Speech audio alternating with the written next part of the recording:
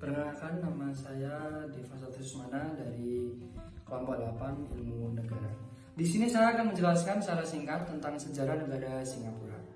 Pada masa silam sekitar abad ke-14, Pulau Singapura merupakan sebagian dari kerajaan Sriwijaya dan dikenal sebagai Thammasat, yang berarti kota kaum.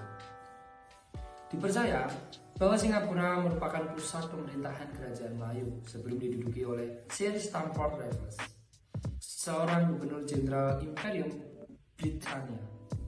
Berdasarkan tulisan Abdullah bin Abdul Qadir Munshi yang menyatakan ketika Singapura dibersihkan, bukit yang terdapat di situ telah dikenali sebagai Bukit Larangan.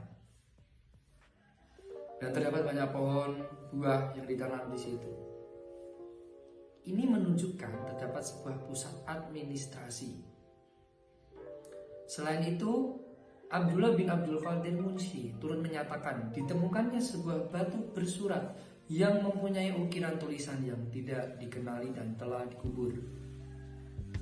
Prasasti Singapura itu menunjukkan Singapura telah menjadi sebuah pusat administrasi sejak silam lama sebelum tibanya pihak Inggris. Nah, malangnya prasasti itu telah dimusnahkan tidak lama selepas tibanya Inggris oleh seorang insinyur Inggris. Namun, terdapat nota mengenai sebuah salinan tulisan tersebut yang telah diantarkan ke London, tetapi gagal ditafsirkan. Sekiranya catatan salinan tulisan itu dapat dijumpai kembali, ia bisa memberikan perkiraan kapan prasasti itu diukir melalui terjemahan, ataupun sekiranya masih gagal diterjemahkan melalui jenis tulisan yang digunakan. Pendirian Singapura modern 1899. Di antara abad ke-16 dan turun ke-19, Kepulauan Melayu secara berangsur-angsur menjadi milik penjajah dari Eropa. Permulaan penjajahan dari barat bermula saat Portugis tiba di Malaka pada tahun 1509. Manakala pada turun waktu ke-17, Belanda telah menguasai kebanyakan pelabuhan utama di Kepulauan Melayu. Pihak Belanda telah memonopoli semua perdagangan rempah-rempah yang pada saat itu merupakan bahan perdagangan yang penting. Penjajah Eropa yang lain termasuk Inggris cuma mempunyai hak perdagangan yang kecil. Pada tahun 1818, Sir Stamford Raffles telah dilantik menjadi gubernur di salah satu pelabuhan Inggris, yaitu di Bengkulu, Sumatera. Raffles percaya bahwa Inggris perlu mencari jalan untuk menjadi penguasa dominan di rantau ini. Salah satu jalan-jalan dengan membangun sebuah pelabuhan baru di Selat Malaka. Raffles tiba di Singapura pada 29 Januari 1819. Perkenalkan, nama saya Amelia Eka Rahmawati dari kelompok 8. Di sini saya akan menjelaskan mengenai kondisi geografi negara Singapura. Singapura adalah sebuah negara di lepas ujung selatan Semenanjung Malaya. Secara astronomis, Singapura terletak pada 1 derajat 11 lintang utara sampai dengan 100 derajat 28 lintang utara dan 103 derajat 38 bujur timur, 104 derajat 5 bujur timur, sedangkan letak geografis Singapura berada di 1 derajat 17 lintang utara, 103 derajat 50 bujur timur, dengan wilayah seluas 728,6 km persegi. Singapura terdiri dari 63 pulau, termasuk daratan Singapura. Bukit tertinggi di Singapura adalah Bukit Timah dengan ketinggian 166 meter. Secara geografis, negara Singapura merupakan negara yang paling kecil di ASEAN. Keadaan alam negara Singapura pada umumnya relatif datar, tetapi di beberapa tempat dijumpai perbukitan. Karena berada pada koordinat 2 derajat di atas garis khatulistiwa, membuat negara Singapura memiliki iklim tropis dengan curah hujan yang tinggi. Adapun batas-batas wilayah Singapura. Secara geografis, negara Singapura berbatasan dengan pulau, laut, selat, dan negara. Batas-batas sebagai berikut. Sebelah utara berbatasan dengan Malaysia dan Selat Johor. Sebelah timur berbatasan dengan Indonesia, Selat Karimata, dan Laut Cina Selatan. Sebelah selatan berbatasan dengan Selat Singapura dan Kepulauan Batam, Indonesia. Sebelah barat berbatasan dengan Selat Malaka.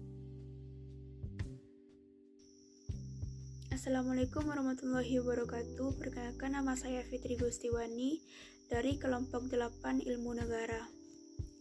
Demografi negara Singapura. Penduduk Singapura terdiri dari mayoritas etnis Tionghoa sebesar 77,3%, Melayu 14,1%, India 7,3%, dan etnis lainnya sebesar 1,3%.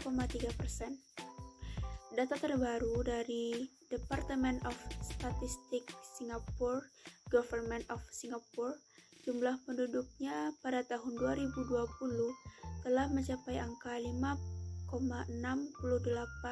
juta jiwa. Dibanding pada tahun 2019, tahun 2020 jumlah penduduk Singapura naik berkisar 0,91%, yang rata-rata umurnya adalah 42,2 tahun. Singapura menduduki ranking 144 sebagai negara memiliki penduduk terbanyak di dunia. Populasi penduduk Singapura pada tahun 2020 setara dengan 0,08% dari total populasi di dunia. Singapura memiliki 4 bahasa resmi, yaitu bahasa Inggris, Melayu, Mandarin, dan Tamil. Agama terbanyak yang dianut di Singapura adalah agama Buddha, yaitu 42,5%, dan Islam sebesar 14,9%, Kristen sebesar 14,6%, Taoisme sebesar 8,5%, dan Hindu sebesar 4%. Sedangkan sisanya tidak memiliki agama. Perkenalkan, nama saya Revala Rokiatayaka dari kelompok 8 Ilmu Negara.